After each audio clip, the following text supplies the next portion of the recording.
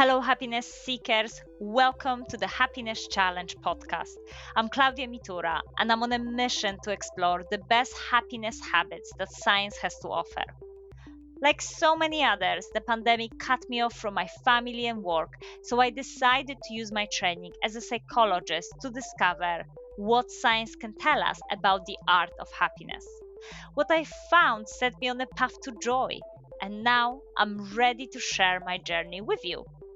Each month, I'm publishing 3 linked episodes where I'm speaking to a leading expert, putting their tips to the test, and sharing my findings and feelings. From mindfulness to exercise and random acts of kindness, I'll be shining a light on the simple happiness habits that can bring more joy to our lives.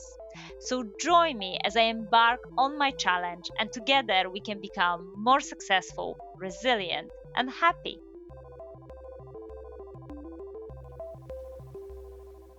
Hello, happiness seekers. Welcome to this month's Happiness Challenge, where I'll be diving into the fascinating world of attachment styles and how they influence our relationships. Helping me with this topic is Dr. Kathrine Bejanyan, dating and relationship therapist. Katrin will break down for us the different attachment styles, explain how they are formed, and most importantly, how can we use this knowledge to build healthier, happier relationships. So join us as we explore those actionable strategies to foster emotional security, improve communication, and strengthen the bonds with those we love. Welcome, Katrin. Thank you very much. Hi, everyone. Katrin, we met at the Shambhala Festival where you were giving a talk at one of the venues about attachment styles, and it was packed. Like there were hundreds and hundreds of people wanted to learn about the attachment styles. So clearly it is a very important topic, close to many people's hearts. Can we start with introduction? What are attachment styles? What are different types of attachment styles? Absolutely. And yes, it is a really hot topic because it helps us understand so much about ourselves and our potential partners, romantic partners. And it just giving us that understanding allows us to be aware of what the pitfalls or the challenges might be of our relationship dynamics and allows us to work on it. So at the basic level, there are 4 attachment styles. So, secure is the most prominent one, the one that most people apparently are through statistics. They think that most people are secure. It's the individuals that are in a relationship comfortable both being close to someone and letting someone get close to them. And then we have the anxious or the ambivalent type. These are individuals that really want a relationship. They really want to be in a close relationship. However, they have a constant underlying fear that they're not good enough or that their partner is going to leave them or that they're never going to quite find someone that is truly going to love them and want to stick around. And then we have the avoidant, dismissive avoidant types. Now, these are individuals that feel that they deserve a good relationship, but they don't feel that anyone can properly give that to them. So if someone starts to get too close, they get uncomfortable, they're sort of hyper independent, they don't really like too much closeness in a relationship. And if you are in a relationship with someone who's avoidant, it can almost sometimes feel like there's one foot in and one foot out. And then lastly, the disorganized types or the fearful avoidants are kind of a combination of the anxious and the avoidant. They both want that closeness and they'll pull a partner in, but if the partner comes in, then it triggers their avoidance and then they want to push the person away. And then they can go back and forth between these two. Okay, thank you. So it seems like whether we identify or whether we feel we are secure, anxious, avoidant, or disorganized, the fact that we can understand our attachment style ultimately can provide us with that valuable insights of how we generally connect with loved ones and with our romantic partners. So really important to understand that. But very interestingly, where are these attachments coming from? Because they're very different. Everything you've described, a really different approach of how we're building that relationship. So, what are the origins of those attachments? How do we develop these? So I'm a therapist. So for therapists, like everything else, everything starts in our childhood with our parents. So our parents are the first attachment, right? We come into this world, we have no sense of ourselves, we have no sense of other people, we have no sense of what connections are supposed to be. And so the first thing that we get exposed to are our initial caretakers, whether that's parents or if someone else steps in to do that job. But it's that initial attachment to our primary caretaker. And depending on how they attach or they allow us to attach to them, if that attachment is inconsistent, sometimes they're there, sometimes they're not, sometimes they respond, sometimes they're too busy or there's other things going on. That can often create that anxious attachment style. The child is kind of left feeling like, I don't know, if you walk out that room, right, and you're in the other room doing something, I don't know if I need you and I call you, are you going to consistently come back or not? So they kind of get that sort of hyper anxious, hyper vigilant style where they can't trust that the parent or the caretaker that steps away, if they're going to step away permanently or they're going to come back, because they're kind of half there sometimes and half not in terms of the caretaker. And then we have the avoidance. Avoidance kind of develops when the parent consistently is unavailable to that child. And essentially, eventually, that child kind of learns that this parent is not paying attention. I'm not significant or I'm not important. And they start to go, well, there's not anyone in the world that is looking after me. So I'm going to have to start to do that myself. The other way that's not talked about enough that I think an avoidant personality type develops is if you have parents that are too involved, but involved in a way where they're not visible or vigilant about the child's needs. It's like the parents are very available, but imposing their needs on the child. This is what we want from you. This is what you should be. This is what we want you to be like. And so the child is getting lots of attention, but it's kind of like dismissing who the child is. It's imposing the parents' expectations on the child. And so, again, in that dynamic, the real self of the child kind of gets lost. And the child feels like I have to pull away from you in order to be able to be myself. And the disorganized style tends to develop, it can be different ways, but one of the prominent ways is that the caretaker who the child sometimes is able to depend on is the same caretaker who the child can be fearful at the same time. So let's say if you have like an alcoholic parent or a rageaholic parent, when they're in a normal state, they're available, they can be caring for you, and then they drink, and then suddenly they're like a different person, and you have to fear them. So you never quite know what you're going to get. Now, for the secured child, the parents are consistent, they're available, they're responsive to the child's needs. And also, when they're respondent to the child's need, that means respondent to when the child wants closeness, but also respondent when the child wants to be left alone and wanting to do. So they're kind of like a secure base. They're present for the child, responding to the child, not imposing or detaching from the kid.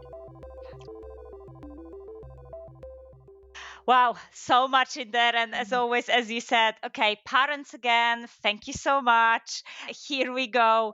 We form this first attachment with our caregivers, and then we go into the world forming or sometimes repeating those patterns. So now, understanding those attachment styles and how they form and developed, can you give us some examples of how later on in life they influence our behavior in relationships?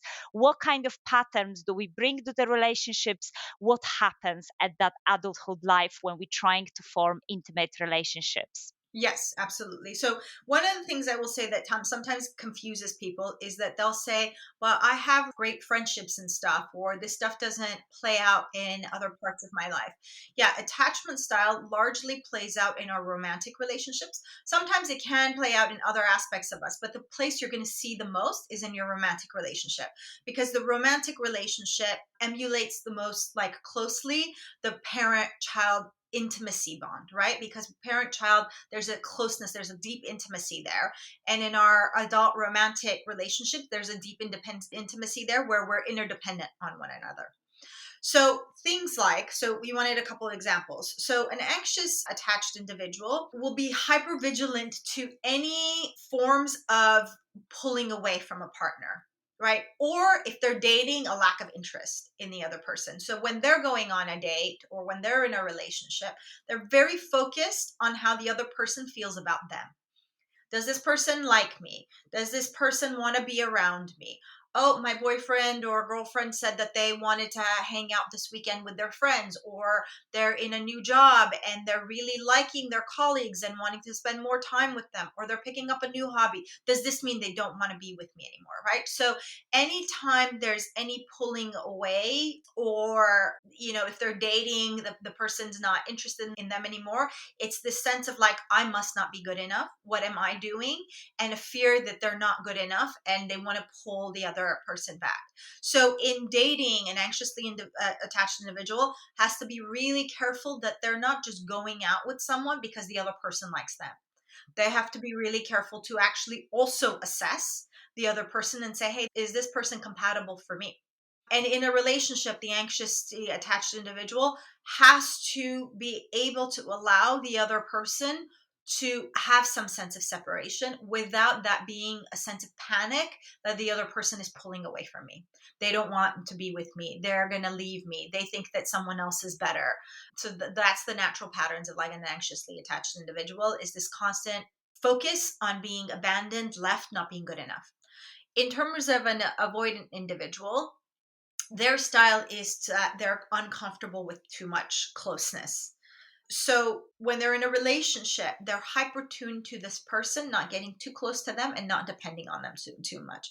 There is an underlying sensitivity to other people wanting too much from them. They're very independent. They've learned to take care of themselves. They also don't come, like, let's say they're in a relationship, they've had a really tough day at work, things have gone on. They're not going to be the type that comes and just like pours it all out at their partner. They feel like they need to be able to handle their own stuff. They need to be able to have themselves contained.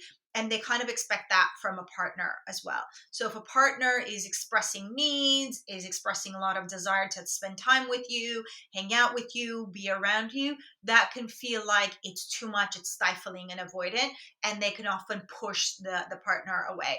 So the way that they tend to manage that is one way or another, they try to maintain some kind of distance in the relationship, whether it's physical, psychological, emotional. So physical might be, I'm only going to introduce you to some of my friends, but not all of them, right? I'm going to keep things separate from you. You're not going to come to any of my work events because you're not going to know how that is, or I don't want to move in with you, or there's going to be things about me that I'm not going to tell you. So being in a relationship with an avoidant, it can often feel like there's parts of them that you don't know, that you don't have access to, and that you're always trying to sort of get close to them to create a strong relationship, but somehow, some way, they're always maintaining some level of distance.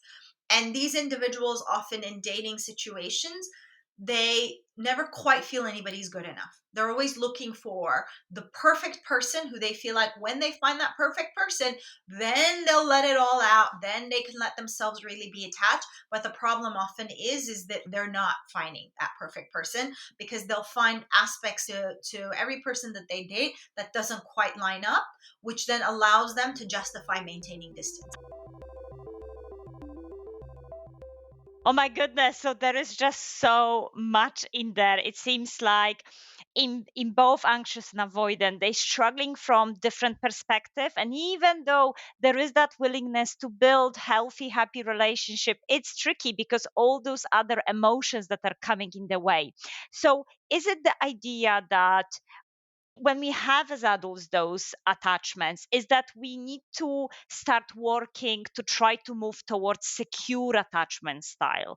Is that means generally that the secure attachment styles are happier in the relationship, and why is that? Yeah, so the more you can work towards secure attachment, the easier your relationship dynamics are going to be. What I want to make clear, it's not that like there's anything necessarily broken about the insecure attached individuals, right? It just so happens that the parents that they had did not create a consistent, secure relationship with them. So they're always left feeling something was off, and they're worried that that is the way that people are. So the reason that secure attachments tend to have more stable and happier relationship is that they don't have intense needs like the anxious or the avoidant. The anxious person doesn't worries that they're not good enough and they're terrified of being abandoned. So the second, let's say they've organized dinner and their partner is late to come back home for like 2 hours for dinner, an anxious person might get incredibly worried and say, oh, they don't want to spend time with me. They'd rather be at work with that colleague they were telling me about than maybe that they like that colleague better. Maybe there's better things than need to do for than spend time with me. And so they end up getting overwhelmed emotionally and then they act from that space. Whereas like a secure person, it's not that they're not annoyed. You're still, late 2 hours, but they're not worried that you're going to leave me, that you don't care about me anymore, that you don't like me. And so they're not having these intense reactions. So when these two partners come home, the secure person is going to interact very differently with the partner than the anxious person.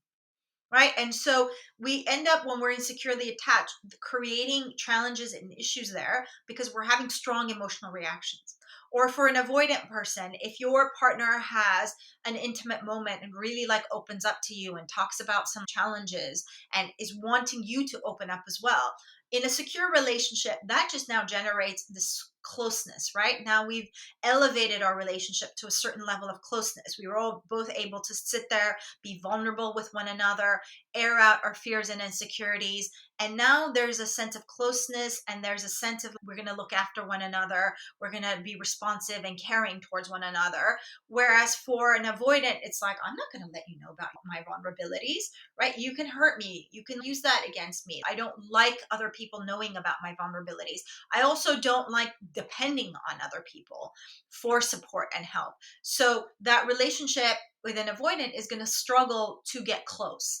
And so that's why it's like the way that an avoidant or anxious or a disorganized person show up in a relationship creates conflict or creates distance or creates a sense of stifling. And therefore, there's more problems to deal with. Whereas a secure person is, they don't have major emotional needs to deal with. And so they're more steady. And because they're more steady, when problems come up, it's easier to deal with them because they're not getting so emotionally charged. They have an easier time sitting with their partner and talking through the problems. They're not as likely to get defensive because their fears or insecurities aren't being triggered as much. And so they're much able to like deal with an issue, talk through it, find a resolution. Whereas an avoidant or an anxious person might get overwhelmed and might pull back or might react really badly. And then it creates a challenging situation or amplifies the problem. Yes, I really can see that. And again, kind of from experiences, I can see how that can play out in relationship and how important it is to move towards that secure attachment. So if we, of course, it's not that, okay, this is my attachment, maybe anxious, maybe avoidant, that's it, I'm doomed for the rest of my life. I will be kind of repeating those specific patterns. What's wonderful about being self-aware adult is that we can make some changes. So if we want to start moving towards that secure attachment, yeah, where could we start? What can we start doing so that we can start moving towards secure attachment and therefore happier relationships? So, first and foremost, find out your attachment style. Because obviously, then what you need to do is going to differ for each attachment style. So, once you find out your attachment style, what you want to learn about is, let's say I'm anxious. I learn, okay, as an anxious individual, what are the typical ways an anxious person feels, thinks, and acts? And then I can lay that out, and then I can be aware of those things. And slowly, I can then work to try to change those thinking processes, reaction processes. Also, when my typical emotional stuff comes up where my partner's doing something and I suddenly go, oh my God, they're going to leave me. I can challenge that, or I can like soothe those emotional states. So you're trying to decipher your thinking and your feeling and your behaving style based on your attachment style, and then slowly work to shift it. Now, the challenge is often if we are a certain attachment style, if we're in a secure attachment style, that's what's been normalized to you. So we can't often catch it. So you're going to have to do quite a lot of research. So one of the things, for instance, I do with my clients is if they have an insecure attachment styles, one things now I find useful is like text messages. So if they're having an interaction with someone and they go, oh, they said this, and then they react that in that way, I'll actually have them take out their phone, read out the text messages, and I'll say, okay, how did you hear that text message? And based on their attachment style, there's a certain filter, right? The other person's like, oh, I'm sorry that I'm having to cancel out on you on the second time this has come up. We're going to have to reschedule it. An anxious person might read that, oh, they're not interested in me. Clearly, and then they react strongly. Well, if you don't want to see me anymore, that's fine, and I'm like, wait a minute, this sounds very different to me than it sounds to you.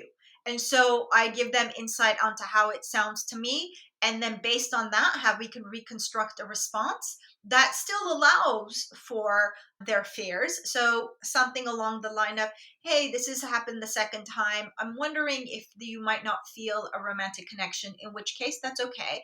But if it is genuine that you are rescheduling because you have other stuff going on, that's wonderful. How about you let me know when you're free, in a couple weeks, and then we can take it from there. So it's not about getting rid of or pretending we don't have these fears, but it's about putting it in ways that the other person can come back and respond constructively. We're not just like determining an outcome in our heads and then acting on that outcome, and then which is guaranteeing that then the other person is going to respond according to that, and then it's over. So if you are insecure attachment style, figure out what the insecure attachment style, how it thinks, how it feels, how it behaves, and soften the edges. And what about, since we already started into the anxious one, few great tips there. What about the avoidant attachments? Any practical tips there? So when avoidant is dating or in a relationship, little things become really big things. I don't like the way this person communicates. I don't like the way this person dresses. I don't like the way that this person eats. So little things start to add up, add up, add up, and it starts to put them off. So one thing that I do with an avoidant is like get them to focus on what is valuable in a relationship. So character based stuff, things that demonstrate the kind of person someone is rather than superficial characteristics that they're extrapolating big things on.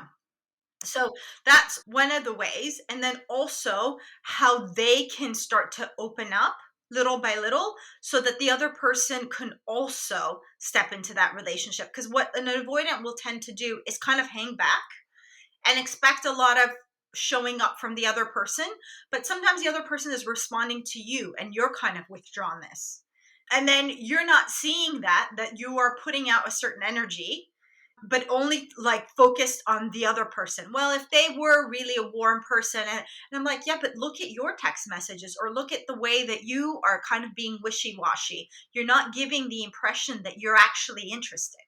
Right. So it's about really being aware for an avoidant of how they're showing up, and are they creating warmth and openness for the other person to step in?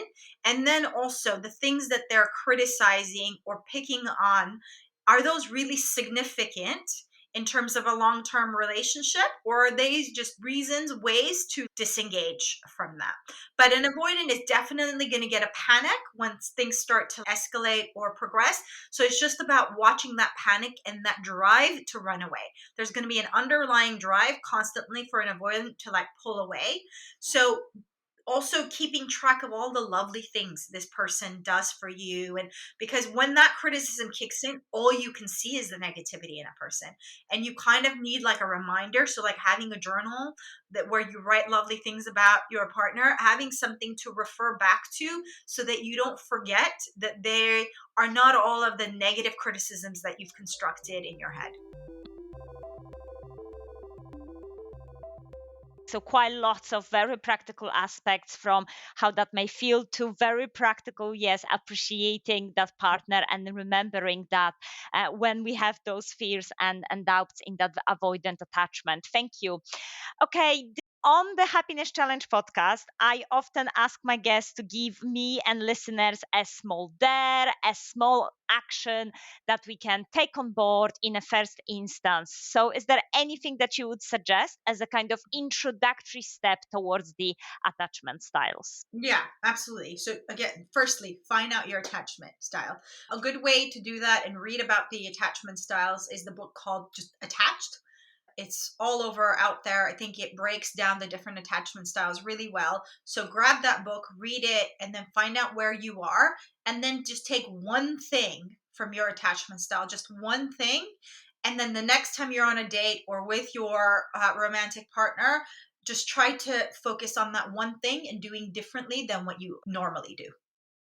Okay, love that. Very practical. I'm going to definitely accept the challenge, especially that I have a definitely anxious attachment and my partner is avoidant attachment. So this is very interesting. I'm going to weave him into this as well.